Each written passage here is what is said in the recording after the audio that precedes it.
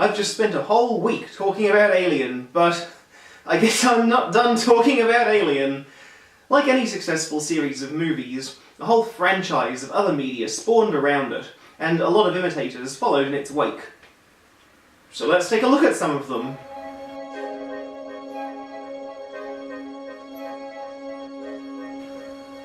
First of all, the now dead sequel we almost got, tentatively titled Alien Awakening by its director and primary creative force, Neil Blomkamp.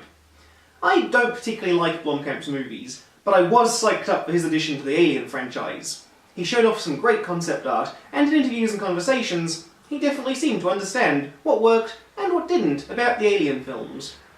His idea was to make a direct sequel to Aliens, set 30 years later, ignoring everything from Alien 3 onwards, to finish the story about Ripley, Hicks and Newt. After seeing a draft of the screenplay, James Cameron gave it his blessing, and Blomkamp had Sigourney Weaver, Michael Biehn, and even Bill Paxton on board on the condition that the studio let Blomkamp retain creative control over the movie. But it wasn't to be. While the film was still in active development after Prometheus was made, and it was intended to go into production after the third of Ridley Scott's new Alien prequels, Fox Studios started to cool off on the project, and in early 2017, Ridley Scott announced that it had officially been cancelled in favour of more sequels to Prometheus. I'm still honestly disappointed that we'll never get to see this sequel. Even if it had ended up sucking, it probably would have looked visually great, and bringing the original cast back would have been a real treat.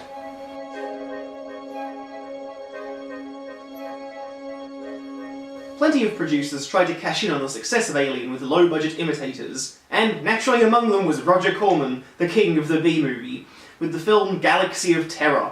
It's a jumbled rehashing of Alien, with plenty of low-budget gore, and remember the themes of rape in Alien? Well, Galaxy of Terror took them literally, with its most memorable scene having a female crew member literally raped to death by a giant alien worm monster. Of course, being a low-budget B-movie, it treats it with none of the respect of the original, and it's just an excuse to show off an actress's bare breasts. It's actually a pretty notable movie in its own right, if only for the people involved in it. One of the main characters is played by a pre-Freddy Krueger Robert Englund, who gives a genuinely good performance, especially in a scene where he has to fight an evil clone of himself. The set design also looks really nice, and it was done by Bill Paxton, who went on to play Hudson in Aliens. And oh yeah, the second unit shots were directed by a young up-and-comer that Roger Corman took a shine to, by the name of James Cameron. If you like cheap B-movies, then this is one to check out. On the theme of cash-ins that got caught up on Alien's sexual nature was Inseminoid, which is simultaneously an awful and fantastic title. It's actually a bit disingenuous of me to say it's a rip-off of Alien, as it was actually made before Alien, just released a year after it. The producers even sent Fox Studios a copy of the movie before its release to check that they wouldn't get sued, and Fox gave them their blessing. The most memorable part of the movie, though, is its misguided advertising campaign. Now, I can't phrase it any better than Norman J. Warren, the director of Inseminoid, did in a 2002 interview, while discussing the groups who protested the movie as obscene. So I won't try to top him. On the other hand, there was one occasion where I fully agreed with the complaints. It was when someone in the publicity department thought it would be a good idea to do a mail drop to advertise the film's arrival. I can't remember what part of the country this was done in, but a flyer was put through the letterbox of every house in the area.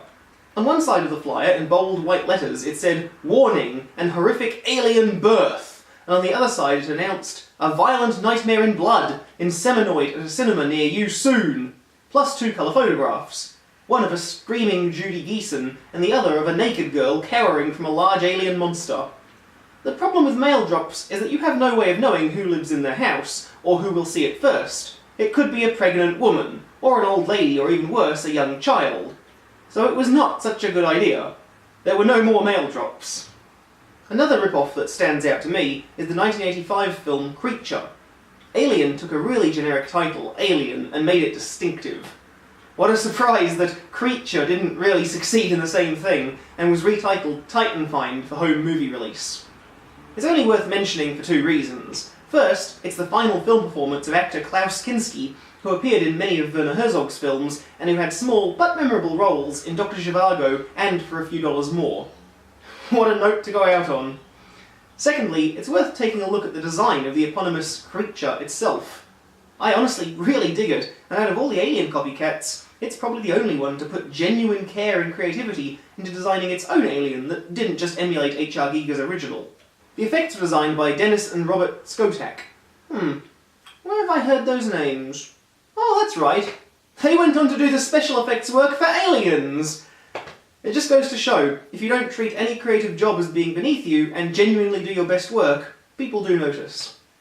Creature/Titan Find is in the public domain as well, so you can find it all over the place online if you feel like watching it. But don't necessarily take that as a recommendation.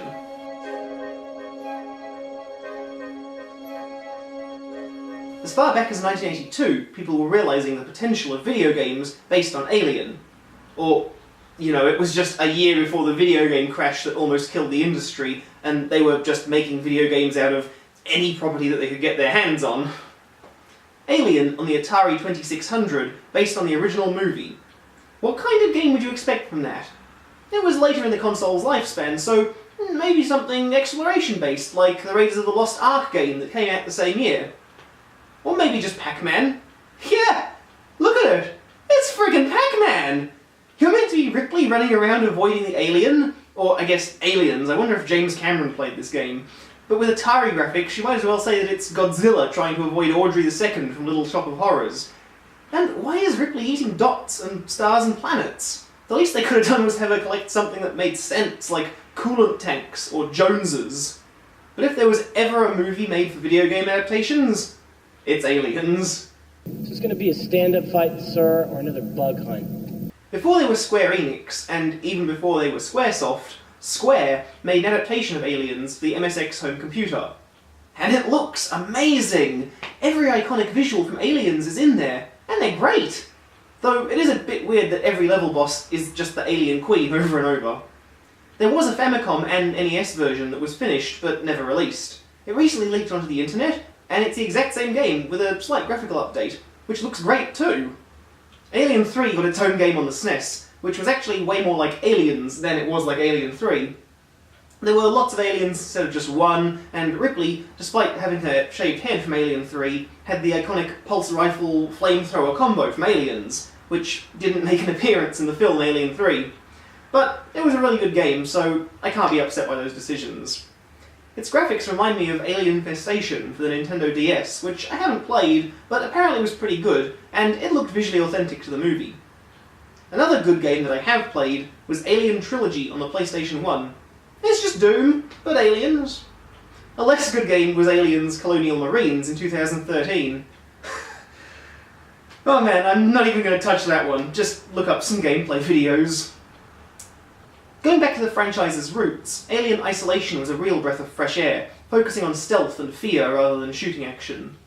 You play as Ripley's daughter, Amanda, who was mentioned in a scene from the extended cut of Aliens, now in her 20s, searching for answers to what happened to her mother. She ends up stranded on a space station with a single alien running loose that has killed most of the crew. I like the story because it ties up a loose thread left over from Aliens. Now, when I watch that movie, I know that not only does Ripley get the emotional resolution that she deserves, but so does her daughter. It's also a visual treat. Like I mentioned in my Alien Covenant review, the development team only made things out of stuff that could have been sourced by a film crew in the late 70s, despite obviously being able to digitally design anything they wanted in theory. It really feels, as a result, like it takes place in the same universe as the original Alien film. Aliens has unofficially influenced more games than I can count, but Alien, on the other hand, I can really only think of one. Project Firestart was a very moody, story-based horror game set on an abandoned spaceship. Basically imagine Alien Isolation, but for the Commodore 64. It was the first survival horror game. You were vulnerable and your weapons were weak, and any encounter with the game's alien was gripping and tense. It was violent and gory for a Commodore game too, and the music and cutscenes really helped make the story a spooky and isolated affair. It still holds up today, and I recommend checking it out if you can. Aliens was a very different affair, inspiring everything from Xenophobe to the still great Metroid and its sequels. The one that always leaps out at me, though, is Contra. Easily one of my favourite NES games, Contra was a mashup of every iconic 80s movie. Your character is half Rambo and half John Matrix from Commando, in the jungle from Predator, fighting Terminators and Robocops. I wouldn't have been surprised if John McClane had shown up halfway through the game to fight Lopan. And, of course, Contra has aliens. All the aliens.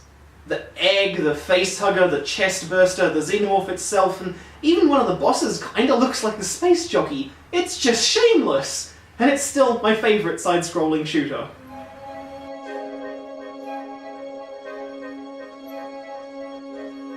If there were a lot of video games, there's even more comics. I'm stunned by some of the crossovers that they've done over the years, and I'm not just talking Alien vs Predator. What about Alien vs Predator vs the Terminator? Or maybe you'd prefer Alien vs Batman, or Alien vs Superman. And if you can't get enough of that, they've got you covered with Batman and Superman versus Alien and Predator. I'm not even kidding! Now, I haven't read any of them other than Alien vs Superman, but even so, my favourite is Alien vs Judge Dredd, despite not having read it. Purely because that comic is considered canon to the Judge Dredd comics, unlike all the others which are just standalone what-if stories. But when you read any regular old Judge Dredd comic, that dude officially fought an alien. You know what I'd like to see? Alien vs Hellboy. Mike Mignola, the creator of Hellboy, drew a cover for one of the Alien vs Predator comics. I just love the alien in his art style.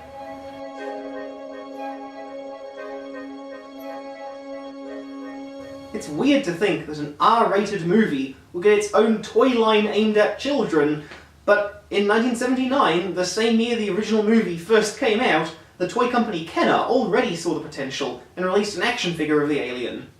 And it's awesome! In the early 90s, to tie into the pilot for a children's cartoon show based on aliens, oh yeah, I wonder why that didn't get picked up for a series. Kenner released a whole line of xenomorph toys, based on the facehuggers impregnating all sorts of different animals. A bull, a rhino, a snake, a gorilla, a praying mantis. I don't know how a praying mantis is supposed to be impregnated by a facehugger, but nobody cared because the resulting toys were badass! One of my earliest traumatic childhood memories is of sleeping over at someone's house, and they had one of the alien toys on their nightstand, and it freaked me out the whole night. Good... bad times? Whew, oh boy. I think that's a lot from me. This was meant to be a quick little extra, and it's turned out longer than any of the individual reviews. But to quote Billy Mays, I'm not done yet.